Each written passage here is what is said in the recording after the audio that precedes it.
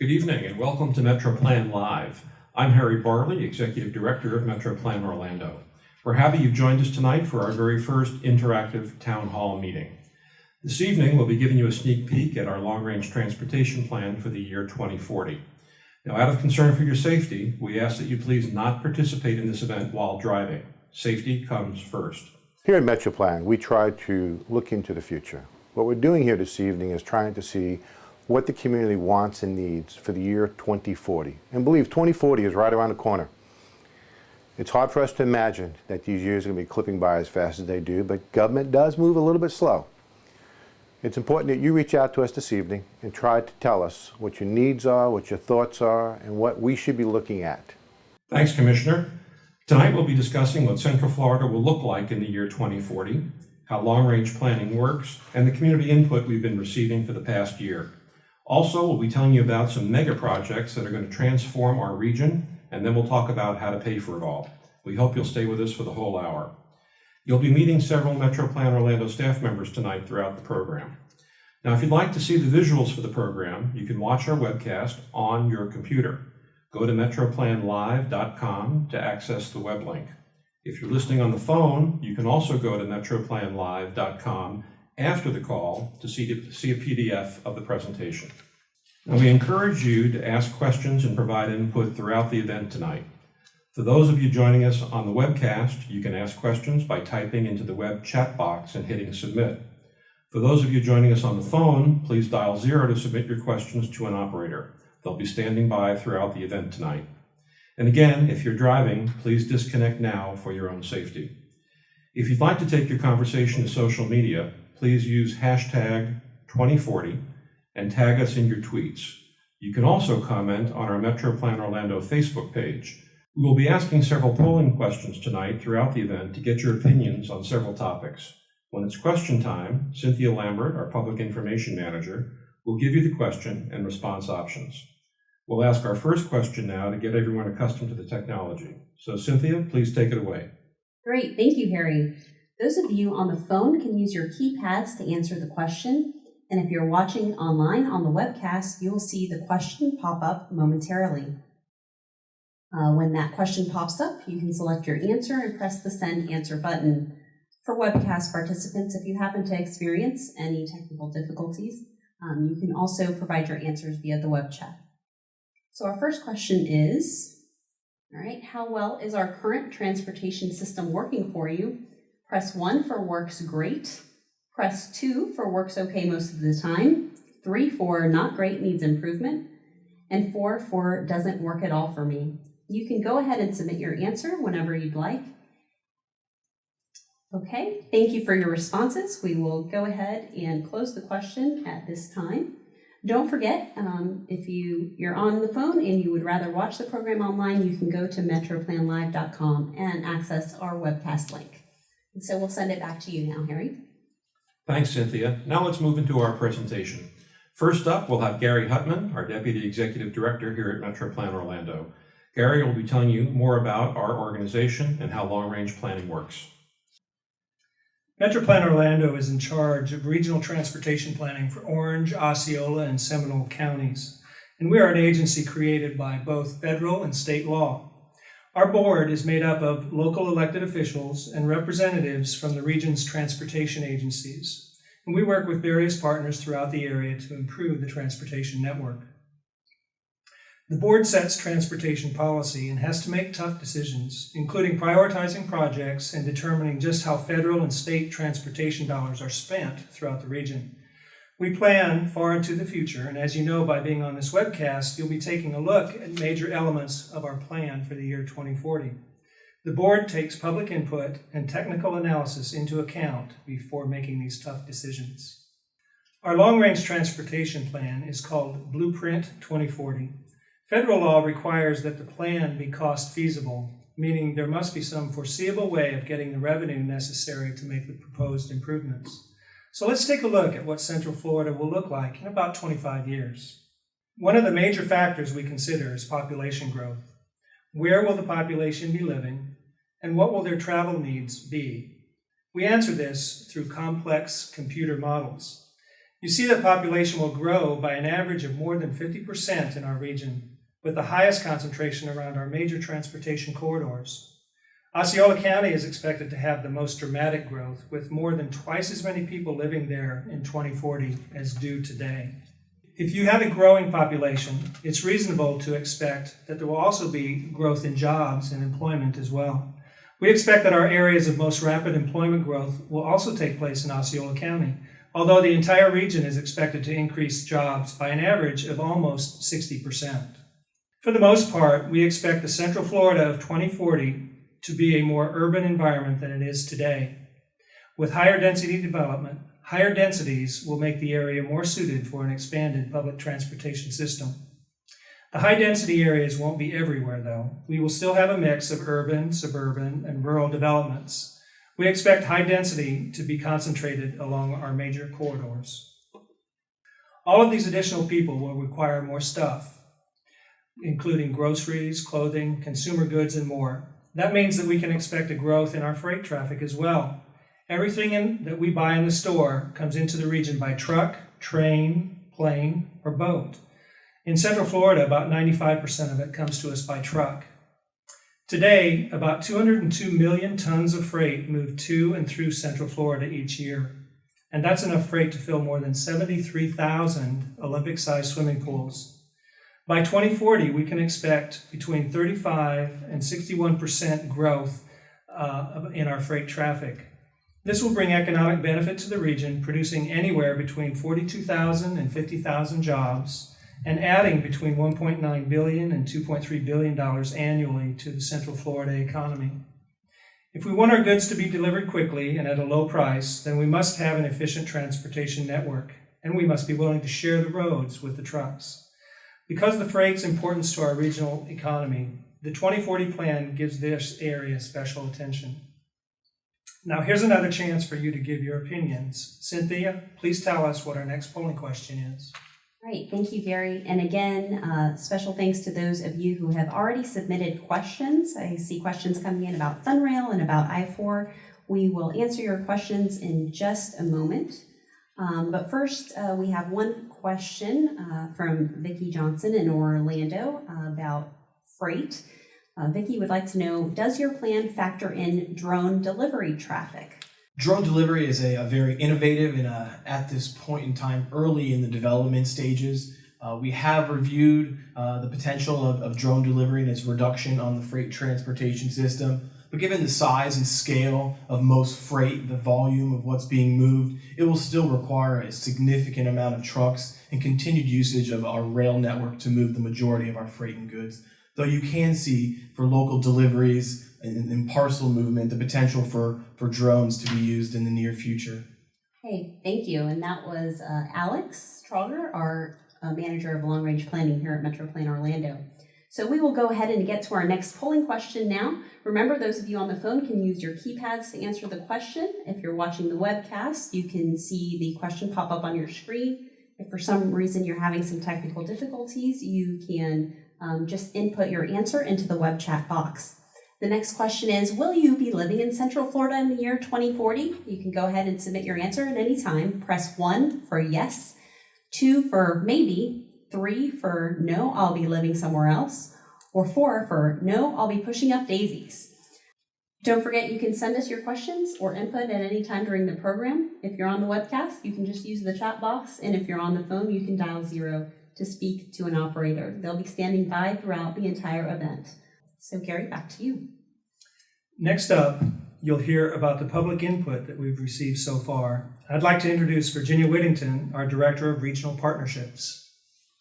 Thanks, Gary. An important part of creating a long-range plan involves getting community input. Over the past year, we've been out asking what you think the top transportation needs are in the region and how we might pay for those improvements. So far, we've talked to nearly 1,500 adults and 450 students. You may recall us coming out to present at one of your community groups, or perhaps you spoke with us at a local festival or community gathering. We want you to know that we appreciate your continued involvement with us tonight. This MetroPlan Orlando Live event is another key piece of our public participation process. Here's what we've heard from the community over the past year. The top transportation needs identified by Central Floridians that we talked to were: number 1, relieving congestion on our roads; 2, adding passenger rail service; 3, getting distracted driving under control; 4, improving pedestrian safety; and 5, increasing bus service. You'll hear more about roads and transit in just a moment. While it's difficult to address distracted driving through specific transportation projects, safety is taken into account through our congestion management process. Our board is also supportive of the passage of tougher laws on distracted driving. Additionally, MetroPlan Orlando is a big supporter of Best Foot Forward, a local pedestrian safety campaign that uses engineering, enforcement, and education to improve walking conditions. And now it's time for a message from Commissioner Scott Boyd, a MetroPlan Orlando board officer. Don't forget, we want to hear from you. Next, you'll hear about some exciting mega projects that will transform our region. Those of you watching the webcast can send in questions using the chat feature. Those of you on the phone can dial 0 to submit your question to an operator. All right, and we have a comment on pedestrian safety coming through. Let's see, Reddit from Winter Garden says that he thinks pedestrian safety would be improved if pedestrians weren't glued to their cell phones and their Bluetooth headsets. When we see distractions, both for drivers and pedestrians, are certainly major issues that we all need to be aware of. And this is one of the things that the Best Foot Forward campaign calls attention to as they're out talking to our community that help make things safer for pedestrians. Great, so let's launch into our mega projects. Great. For this segment, I'll be joined by Alex Trauger, Manager of Long Range Planning, and Marianne Horn, Community Outreach Specialist at MetroPlan Orlando. We'll walk you through some of the major transportation projects coming up in our region. The 2040 plan contains 6 projects that have the potential to reshape Central Florida transportation. They represent several different modes of travel in several parts of the region, but they all aim to reduce congestion and give residents more choices. The impact goes beyond individuals too, because these major changes can affect how freight moves throughout the region. The I-4 Ultimate Project, which stretches 21 miles from west of Kirkman Road in Orange County to east of State Road 434 in Seminole, brings a new type of highway to the region. To keep traffic flowing, the project will use variable tolling, which means express lanes that change according to the volume of traffic on the road, more during peak demand and less when things are slow. Drivers who choose these express lanes can expect a faster commute, and there'll be a limited number of access points where cars can get into or out of the express lanes. The overall cost for the project is $2 billion.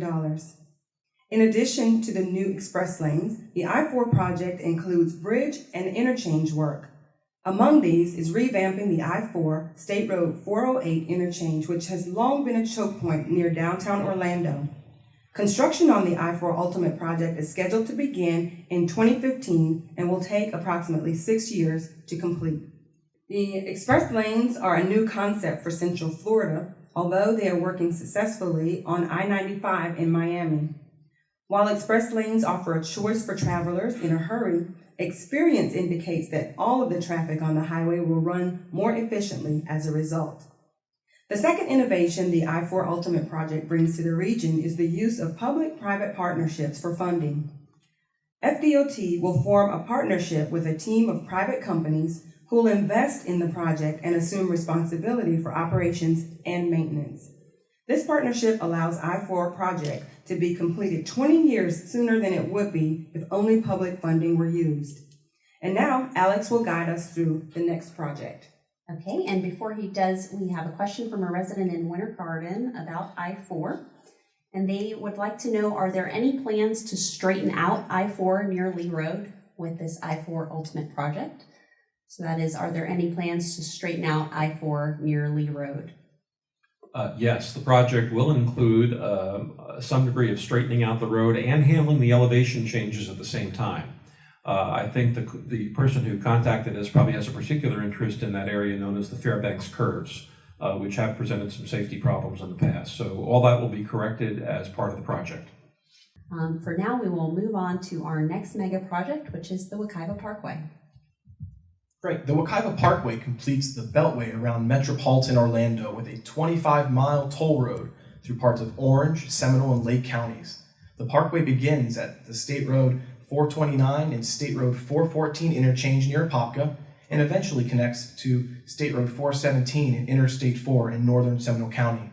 The cost of the parkway is $1.7 billion, with final completion expected by 2021. Meanwhile, individual sections will be open to traffic as they are completed. The Wekiva Parkway is expected to divert traffic off Interstate 4 and relieve congestion on US 441, State Road 46, and other local roads through the corridor. Much of the parkway travels through the environmentally sensitive Wekiva River Basin, so 3,400 acres have been set aside for conservation. The construction will include numerous wildlife bridges and will be largely elevated to reduce interaction between vehicles, including cars and trucks, with wildlife. The next project, the Osceola County Expressway Authority, is looking ahead to the year 2040 with its first long-range master plan. To prepare for the fast-growing population in Osceola County, the authority has targeted 4 expressway segments totaling 57 miles. The segments are Poinciana Parkway, Osceola Parkway Extension, the Southport Connector Expressway, and the Northeast Connector Expressway. The expressways are planned to form a ring around the county's urban growth boundary, using technology to manage congestion and streamline tolling, while offering dedicated transit lanes wherever possible. The first segment of the Poinciana Parkway is already under construction. The $150 million road connects Cypress Parkway in the Poinciana area to US 1792 in Polk County, and will improve access to Interstate 4. The project is expected to be completed by 2016. The authority is partnering with various public and private entities to expedite implementation of the plan. Okay, and we have a couple of questions that have come in, one I-4 question and one kind of more general road question. A Villa from Lake Mary says, will the complete privatization of the I-4 remodeling assist in how long it will take to finish or the quality of the work? The answer is yes, and the advantage to this approach using a public-private partnership is all the funding will be in place when the work begins. The more traditional method, it's pay as you go, and that's what can result in some of the lengthy construction projects that people may see around the region. So this whole thing is designed to really accelerate it and get the job done quickly. Also, in terms of the life expectancy of the project, there are incentives built in the contract so that the full life expectancy of the project can be factored in terms of value engineering. Great. And the next question comes from Curtis Leonard in Longwood, Florida. And his question is, what can MetroPlan do to ensure sustainable materials are used to reduce traffic disruption and improve safety in the region?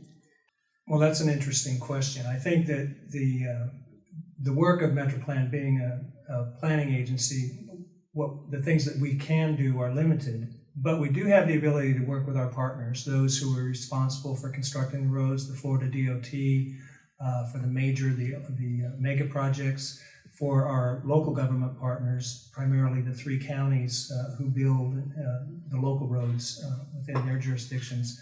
And we can certainly work with them to discuss using sustainable materials. Okay, thank you very much. All right, we have a question from social media wanting to know if the Central Polk Parkway is a MetroPlan priority since it affects the Orlando-bound freight. That's a great question. We have a strong relationship and ongoing coordination with Polk County and our counterpart of the Polk County Transportation Planning Organization. We work very closely and coordinate our major planning projects. So while the Polk Parkway is not directly in our service area and our planning boundary, there is a definite coordination that takes place between the entities to ensure consistency and continuity in the system. All right, thank you very much. And we can go ahead and move on to our next mega project, which is SunRail.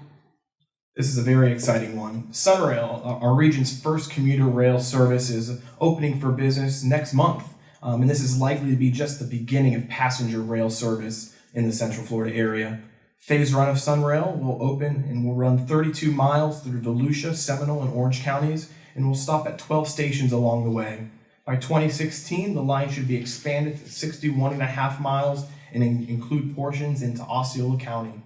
The base ticket price is $2 with a $1 surcharge for each county line.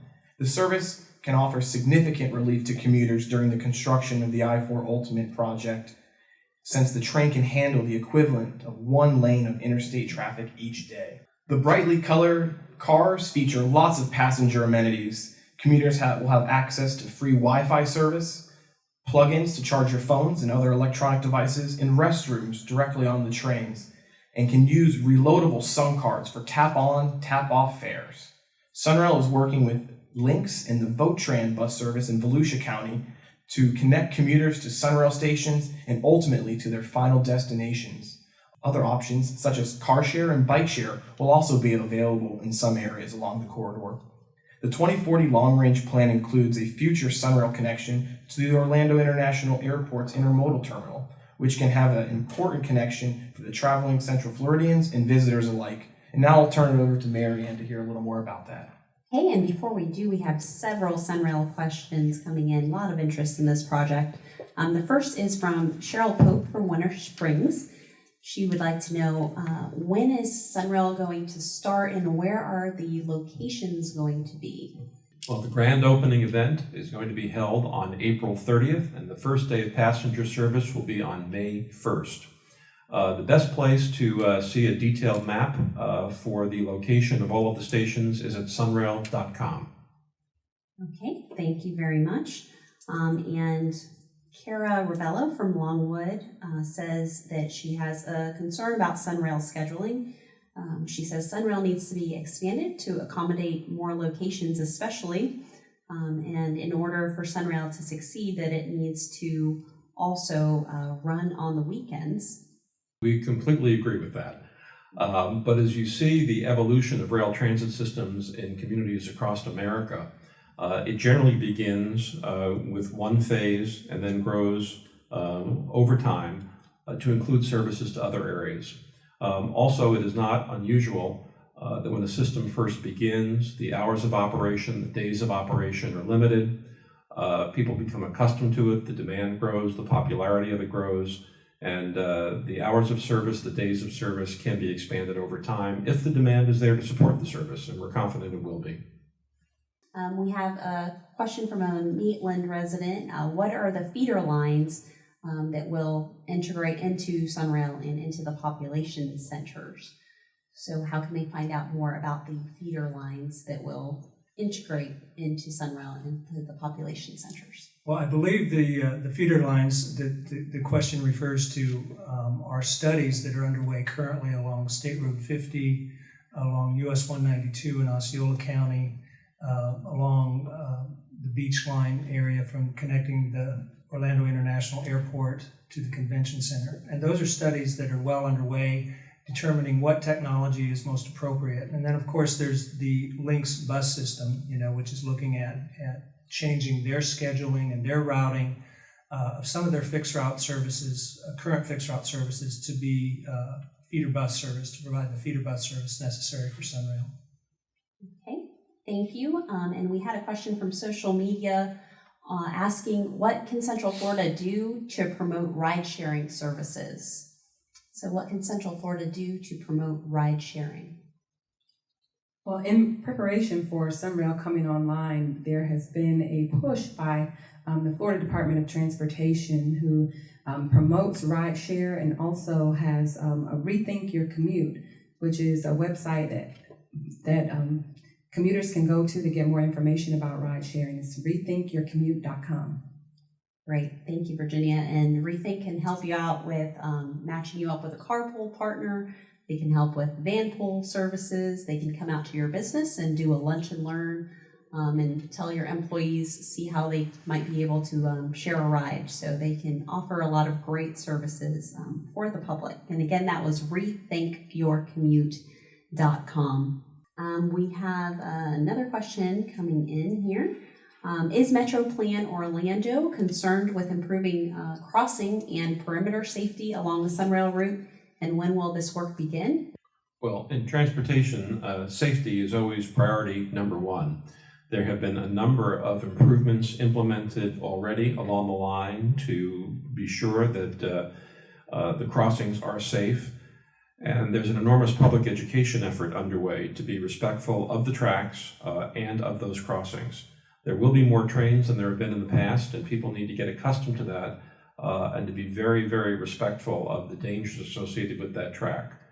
This is private property, trespassing is not allowed, and people need to be very careful when crossing the tracks, either as a pedestrian or in a vehicle, to be sure that they're watching the gates and the lights, and to be sure there's adequate room on the other side once they've crossed the track to be in a safe area so they're not stuck on the tracks.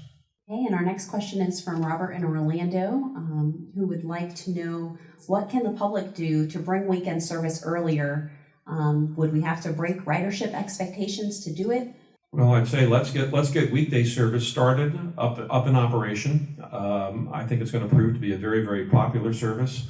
I can tell you we had an event up at the Dallari station last Saturday and another one at the Sand Lake Road station on Sunday. A lot of enthusiasm about it, and a lot of enthusiasm about doing service on Saturdays and Sundays to serve people who are not regular commuters in the I-4 corridor. So I think we're going to hear a lot about that in the coming months. Okay, thank you.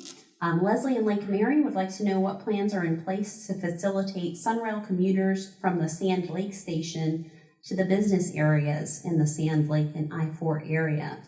Again, this would be provided primarily by the Lynx bus system, providing connections to those employers. But there's also the possibility, again, probably through the Rethink program, of getting those staff members to come out and talk to the employers about creating some sort of opportunity for their employees through a ride share, a van pool program offered by the employers themselves. Okay, next question, is the SunRail quieter than CSX trains? That is to ask, will the SunRail need to sound off with their horns as often as the CSX trains do? And we have an associated question from another participant. What happened to the money for quiet zones? Well, thank you so much for that question. Quiet zones, in the way that they exist, and with trains going down the corridor, are required to blow the horns at each of the crossings. This is a federal regulation that must be adhered to unless a quiet zone has been implemented within the area. We have been working hard over the past 3 years to address the concern of residents throughout Central Florida with the communities that are along the SunRail corridor. We just concluded a study which gets us closer to finding out exactly how much it will cost to implement quiet zones along the SunRail corridor. However, it comes down to the bottom line is how much funding would be available for it. And right now, there has been no funding identified. With regard to whether SunRail is quieter than CSX, I don't know that it is considered to be quieter in terms of the horns.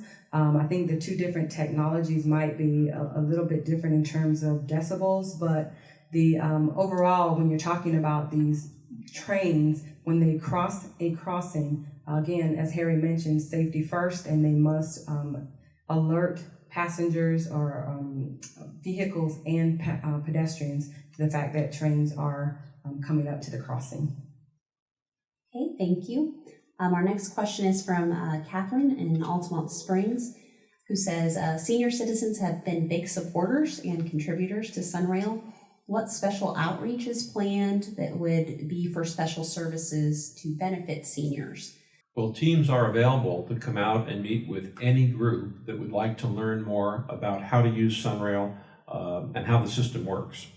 So if you could contact us and give us some contact information, we'll be happy to arrange a speaker for your group to explain more about this.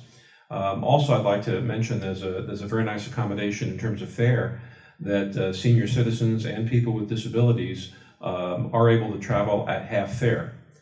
So when Alex spoke before about the base fare of $2 and $1 for each county line that's crossed, for seniors, it's half that amount all the time.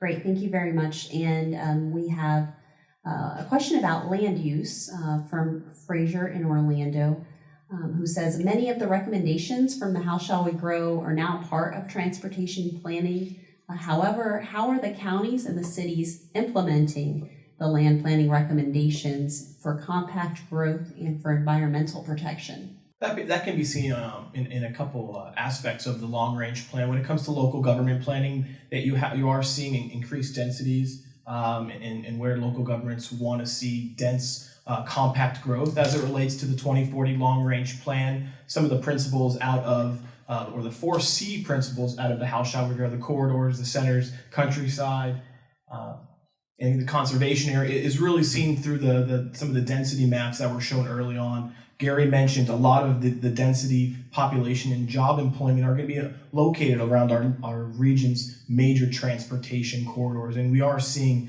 a really significant growth in density and intensity really throughout the entire region from the north all the way to the south.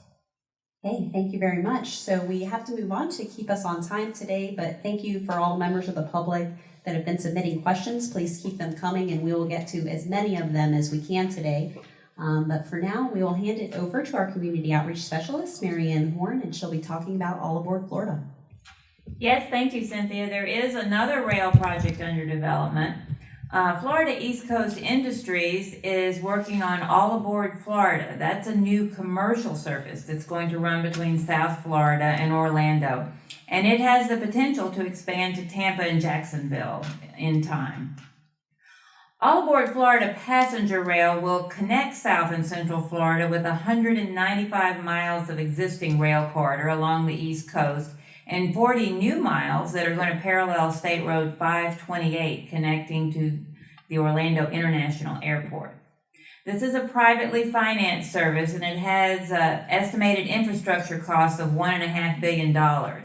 It does use public right-of-way and it's expected to be up and running sometime in 2015. All Aboard Florida's stations will be in the downtowns of Miami, Fort Lauderdale, and West Palm Beach, and at the planned Intermodal station at Orlando International Airport's future South Terminal. All the locations will provide access to airports, seaports, and existing future transit systems like SunRail. Okay, and before we move on, we do have some questions from the public on All Aboard Florida. The first is, will All Aboard Florida preclude a future high-speed rail line in Central Florida? Well, All Aboard Florida is a form of high-speed rail, or should we say higher speed rail than is available today. It is not up to it's not up to the standards of some of the European or Asian systems, but it will provide a very attractive alternative with being able to travel between Orlando International Airport and downtown Miami in 3 hours. That's certainly a better option than is available today.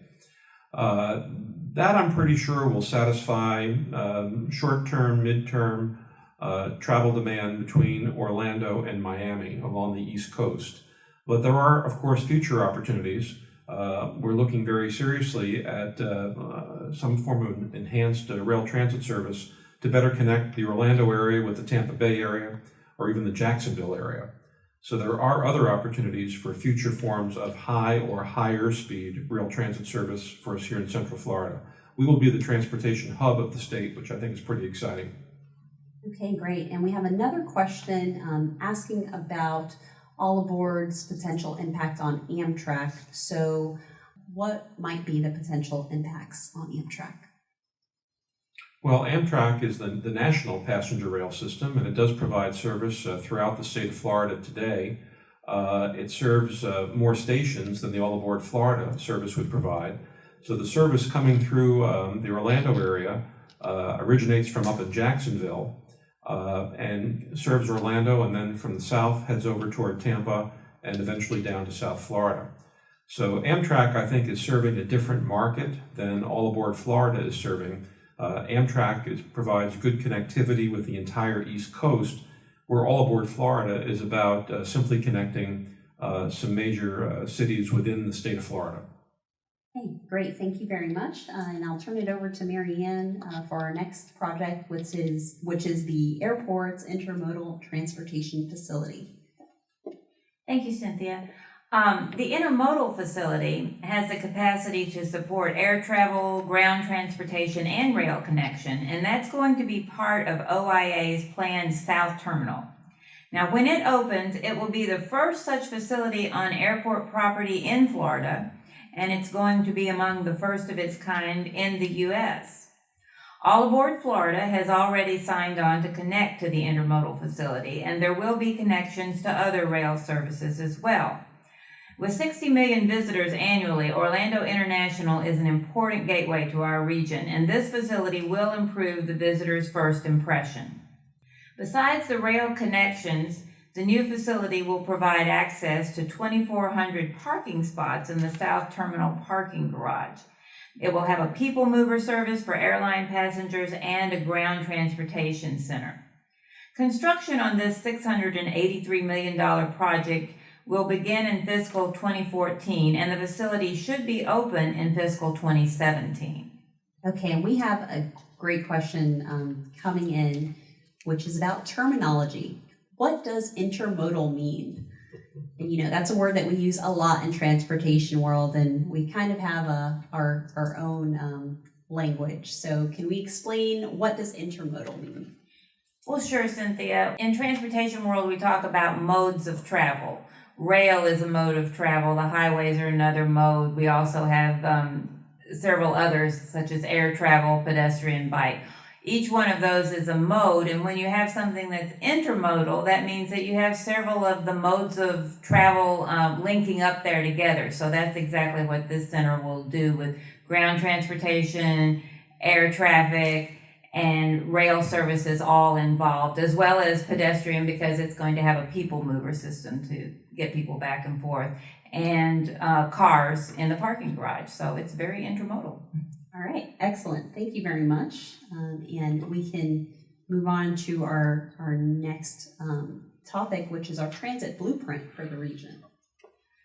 Public transportation is an exciting topic, but our public transportation needs far outweigh what we can pay for. We need a much more expanded transit system, but we can't afford it right now. We're going to talk more about funding in a minute, but I want to tell you about a section of our 2040 plan which addresses our unfunded transit needs. We call this our transit blueprint. This blueprint identifies significant corridors and looks at the types of transit that might be offered there.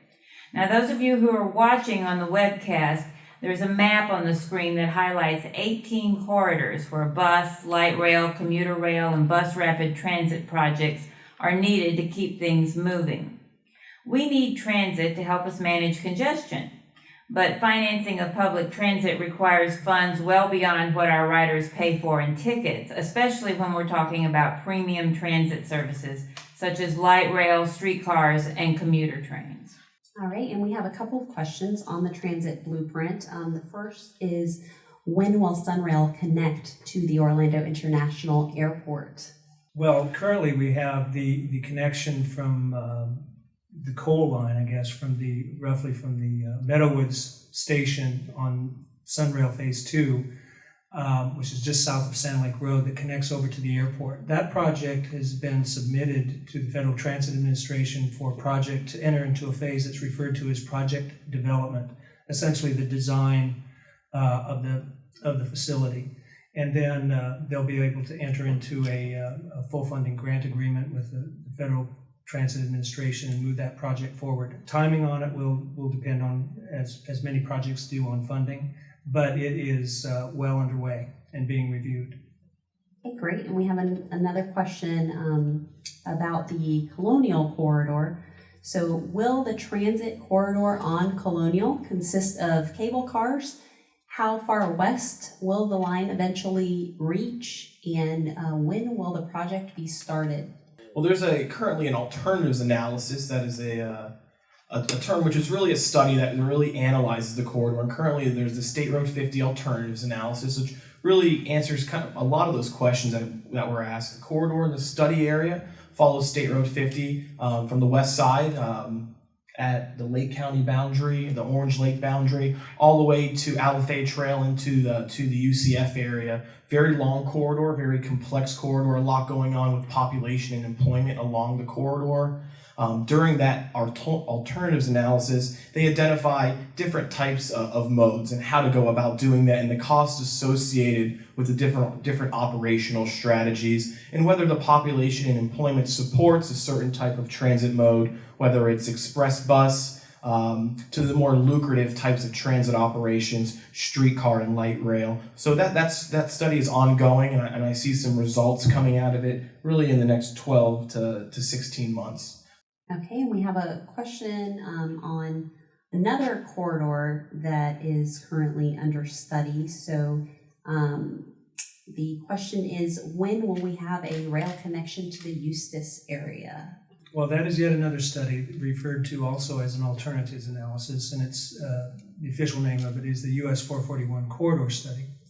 And that is further along in the State Road 50. We should actually be having what's referred to as a locally preferred alternative for that project come before the MetroPlan board later this year, sometime late in 2014, which will identify the technology. And currently they're looking in that corridor at either a commuter rail system or a combination commuter rail and express bus system, or an entirely bus system, express bus system. But again, we'll have a locally preferred alternative before the MetroPlan board sometime later this year. Okay, thank you very much. I see we have a couple of questions coming in about the bicycle part of the plan, and I know we are going to touch on that next. So Mary Ann, I'll turn it back over to you. Thanks, Cynthia. That's right. The 2040 plan does include several additional elements. Bicycles and pedestrians figure into the 2040 picture since transit depends on good bike and pedestrian traffic patterns so people can use the services. The long-range plan emphasizes closing gaps in sidewalks and completing multi-use trail connections, as well as improvements that promote bike and pedestrian safety. Also, management and operations projects involve technology that help make the most of the transportation system. For the 2040 plan, we're concentrating on corridor management with traffic signal retiming and vehicle communication. These projects are relatively low cost and are accomplished pretty quickly. That makes them flexible, and it allows the region to reap the benefits right away. Another management and operations strategy involves quickly clearing crashes and incidents on the side of the road. This is where our Road Rangers program excels. They help nearly 80,000 drivers each year, and the quicker they can help drivers get on their way, the more smoothly our traffic flows. Of course, there are also many smaller scale local road projects in our 2040 plan. You'll find draft lists of these on our MetroPlan Orlando website in the near future.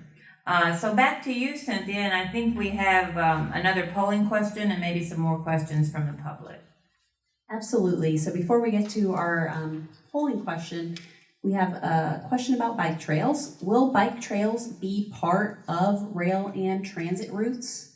Well, there are a lot of possibilities in the region. One of the more exciting, I think, is in working with our neighboring jurisdictions on not just a successful regional trails program, but on something that's even more ambitious. For example, one of the projects that we have underway is what's called a coast-to-coast trail. We've got a few gaps that need to be connected, but this would allow people to begin over on the east coast of Florida in Brevard County and make a trip all the way across central Florida and end over on the beaches in Pinellas County. And that's pretty exciting to be able to do that on a trail, on a bike trail. That would be the first under a program called Closing the Gaps, but I think others will follow that. This is extremely popular, has a lot of public support, and our Coast to Coast project, I think, will be the first big one that's done in the state. Okay, and our next question is, why has it been so difficult to get a rail system going in Central Florida? Wouldn't such a rail system get a lot of cars off the road? Why has it been so difficult here? Well, that's certainly the idea behind it, is to relieve traffic congestion and provide people with an alternative. Also, as one of the folks who participated in this MetroPlan Live event earlier called attention to, rail can be a powerful tool in shaping growth, and that was a large part of the whole How Shall We Grow process. I think it's been so difficult because it reflects a change that's happened here in Central Florida. As we become a more urban place, we can't depend on the old methods to get us around. And it's not unusual when you look at communities across the country to find people being very hesitant to take that step. And it often takes a few attempts and a few failures before it begins. And then when it starts, it proves to be very popular and it grows. So I'd attribute it to the change process, with many people wondering whether this type of thing is necessary or not. But as we look at future opportunities and difficulties with siting new roads or widening existing roads, I think people are eager to see a more effective alternative in place. Okay, thanks very much. And now it's time to ask our next polling question to our audience. Just as before, those of you on the phone can use your keypads to answer the question. And if you're on the webcast, you can either put your answer into the web chat box or select your answer on the screen. The question is, which major project that we just talked about do you think will most positively impact our area? Press 1 for the Osceola Expressway 2040 Master Plan. Press 2 for All Aboard Florida and the OIA Intermodal Facility.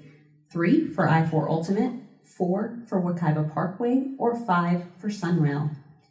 All right, and now we're going to talk about a very important topic, which is transportation funding. And for that, I will turn it over to our Executive Director, Harry Barley. Thanks, Cynthia. Now you've heard about some of the exciting projects that'll be in our year 2040 plan. Our region's going to grow, so it's important to think big. But we have to consider the costs, just as you do when you plan your household spending. Big plans require big budgets, and transportation projects may cost more than most people expect. For instance, when we plan a new roadway or a simple road widening, say with one lane in each direction, we figure on spending about $7 million a mile. In the world of transit, a standard-sized Lynx bus can easily cost $500,000. And a mile of multi-use trail will usually cost between $750,000 and $1 million to build. The long-range transportation plan isn't just a wish list. It's got to be cost feasible, meaning that there has to be some foreseeable way of getting the revenue required for the projects.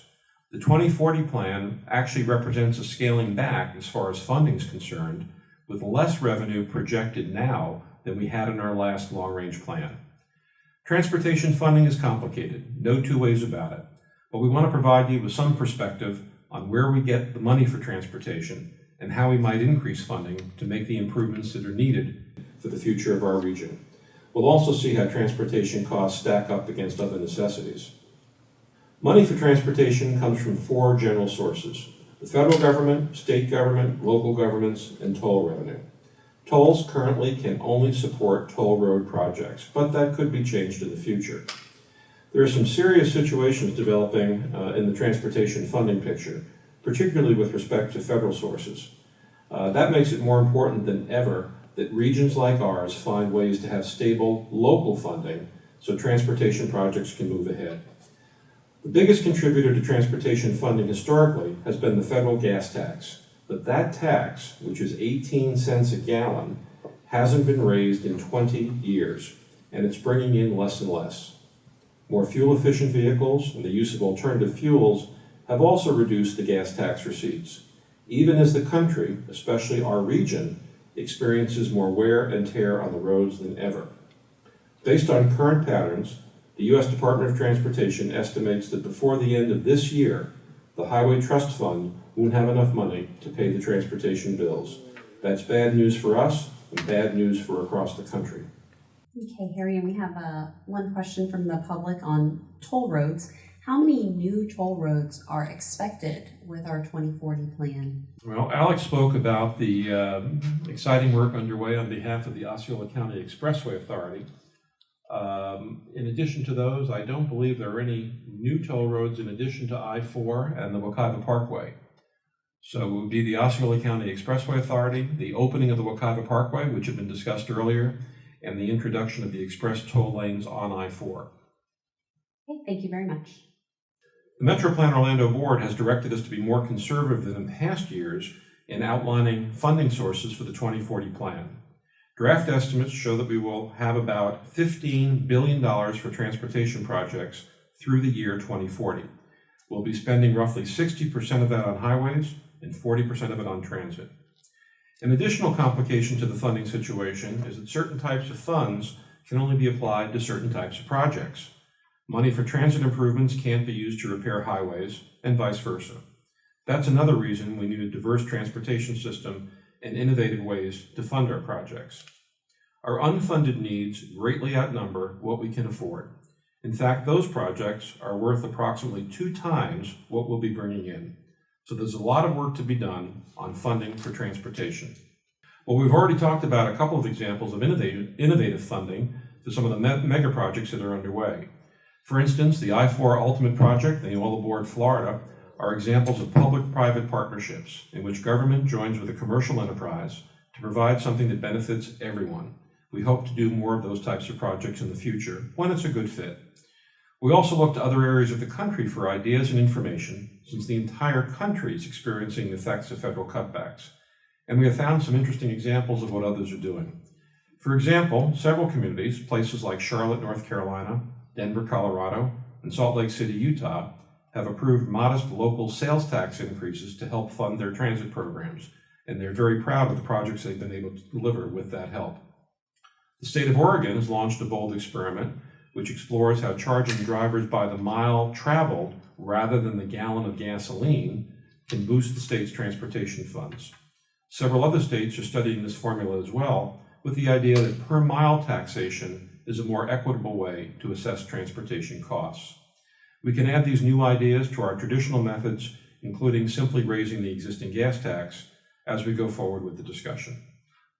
Okay, so we will be asking the audience opinions on funding options in just a moment, but before we do, our first question about funding options, does MetroPlan and do Central Florida legislators support a switch to a tax for vehicle miles traveled?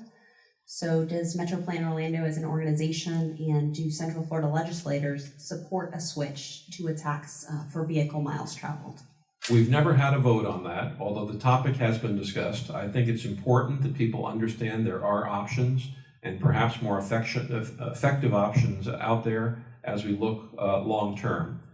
But clearly, when you look at the patterns that have evolved, for example, electric vehicles are a wonderful addition to the fleet, very, very environmentally friendly, but people who use electric are paying nothing to use the transportation system. That simply doesn't meet the basic test of fairness. So we need to look at better ways. But a formal position on this has not been taken by the MetroPlan Orlando board. Okay, and another person asks, they mentioned specifically the Salt Lake City sales tax, and they ask, can we learn from the success of Salt Lake City and how they got to where they are today? What can we learn? I think that serves as an excellent example. Salt Lake City has made very good use of local resources, local sales taxes, to leverage a lot of additional federal money that's come into the program out there. They have a good light rail system and a commuter rail system, and they've made a huge commitment to transit. They too started out in a very modest way, went to show what it could do. It's enjoyed a lot of public support, and it's grown. Okay, wonderful. So now we will ask our last question to the audience.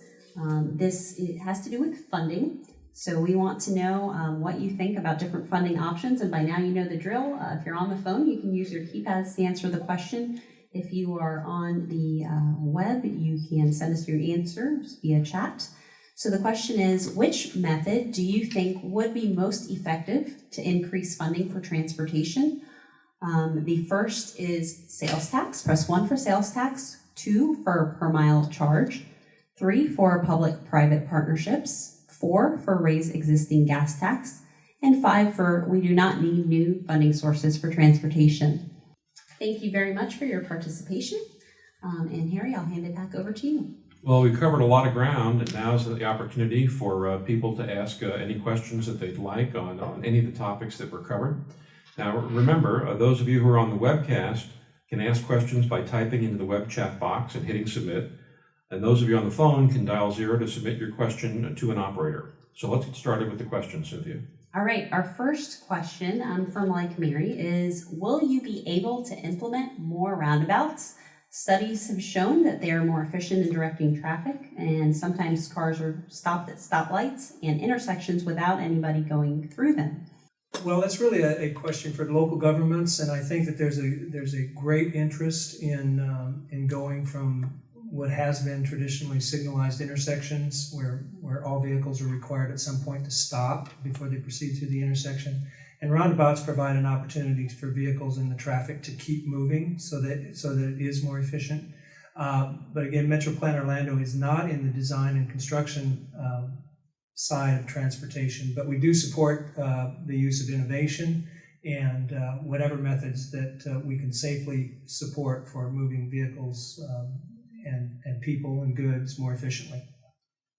Okay, thank you. We also had a question about using metering to get onto highway systems. Some areas in other parts of the country use stoplights to allow users or drivers to get on and on to their major highway systems. Is this something that Central Florida has ever considered? We did look at what's called ramp metering some years ago as a possible method of improving flows on Interstate 4. The conclusion of that analysis was that for that to be done and done properly, it really needs to be designed and engineered in the proper way. For example, you need large stacking areas, large queuing areas on the ramps. And in most cases, with I-4 having been designed in the 50s, it really wasn't designed for that purpose, and there aren't the areas there where people could be queued up to use that system effectively. Dallari from Sanford would like to know, the link system is changing, and she's seeing some routes cut because of SunRail. Why are some routes being cut? Well, some of the links routes are being reconfigured to better serve the SunRail stations. And as those plans have been shared in the communities that are served by those routes, some people have expressed concerns that the new service will not be as convenient for them as the old service had been. So I know in the case of the Sanford area, the service planners and links are taking a look at that, and I think some work is underway to figure out how to balance the needs of existing communities while also serving the SunRail station in Sanford. Okay, thank you very much. And for the sake of time, this next one will be our last question. We'll be giving you instructions in just a few minutes on how to leave questions if you have additional ones, and we will be following back up with you. So our last question is, what role will links have in SunRail administration in the future? Well, for the next 7 years, SunRail will be operated by the Florida Department of Transportation. And that is by agreement. When the SunRail project was put together and 4 counties and the city of Orlando came together to create it. The oversight body for that is the Central Florida Commuter Rail Commission, which is comprised of elected officials from Volusia County, Seminole County, Orange County, Osceola County, and the city of Orlando. So that covers the next 7 years. After that period, we're going to have to make a decision here in the region as to who will actually take operating responsibility for SunRail. So there are a variety of options out there. No decisions have been made yet, but we've got a little time to work on that. Okay, thank you very much. So that's all the time for questions that we have today. If you have sent us questions and we haven't gotten to them, we will follow up with you after here in the next coming days. But first, we'd like to let you know what's next and what we'll be doing with your input. So I'll send it back to you, Harry. Thanks, Cynthia. And as Cynthia mentioned, that's all we've got time for tonight. But if you still have questions, please stay on the line and leave a voicemail with additional information about the information that you'd like to get from us, and we'll be happy to take care of that. If you'd like to receive periodic transportation updates from us, you can stay on the line also. Leave us your email address, and our team will be following up with you within the next couple of days. The input you've given us tonight will be presented to the MetroPlan Orlando board in a few weeks, and we'll be posting a video of tonight's event on the MetroPlanLive.com by the end of this month. And we'll also be posting a transcript of the event as well. Now, in early June, we'll hold our official public hearing for the year 2040 Long-Range Transportation Plan. The MetroPlan Orlando board will be considering the plan for adoption on June 11th at 9 a.m. in our offices in downtown Orlando. So please check in with us at MetroPlanOrlando.com for more information. Thanks so much for joining us tonight. We hope you have a better idea of what's in store for the year 2040. To improve the transportation system, the entire Central Florida community must work together. We hope you'll stay in touch.